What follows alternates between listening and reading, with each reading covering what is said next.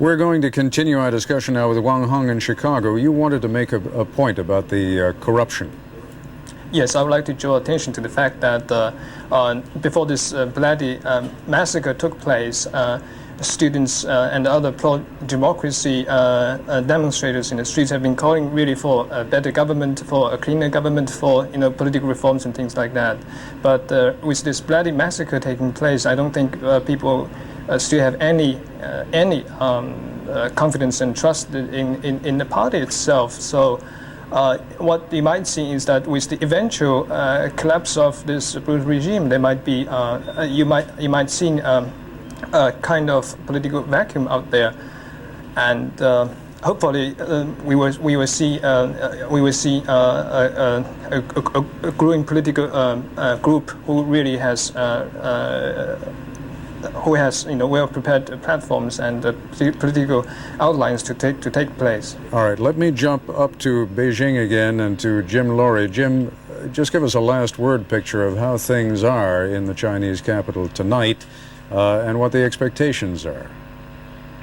Well, although there's a great deal of concern about what is going to happen here, it is worth pointing out that large sections of the city are relatively normal. There are stores closed, there are reports of hoarding of food, but if you stick to back streets, you can move around. The main intersections, there are problems there. The main highways, north and south, east and west, those are places where the troops are. But if you stick to back roads, you can move around. There is an atmosphere of normalcy. We are not quite yet in a war zone situation, I would hasten to add, and although there's a great deal of concern here, there is no immediate danger, I would say. All right, Jan Barris in New York, I'd like to get a last word of analysis from you, and that goes back to the point that Mr. Wang was making a moment ago. I get the impression that whatever happens, this government can't survive. We've got about half a minute for this segment. You want to... I think he's right. There's no way that it's going to survive. I must say I was struck at the top of the show by the tremendous poignancy in the various scenes that were shown. First of all, the image of the man throwing himself or standing in front of the tanks, the dichotomy of the soldier not wanting to hit him. I think that's an image that's going to live in everyone's mind.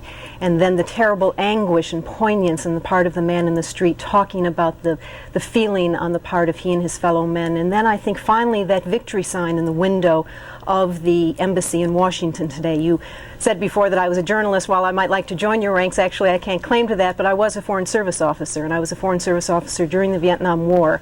And I must say that as an individual with a conscience who might not have necessarily agreed with everything my government was doing at the time, I can empathize and sympathize with the people now in some of the Chinese embassies overseas who are facing the same problem. There are people there with children who may or may not have been in the square, and I think it's a tremendously difficult time for everyone. All right. If you want to see poignancy, hang in for a minute. When we come back, you're going to meet a man who is no stranger to war and revolution in China, who once again has proved that he is ready to stand up for what he believes in.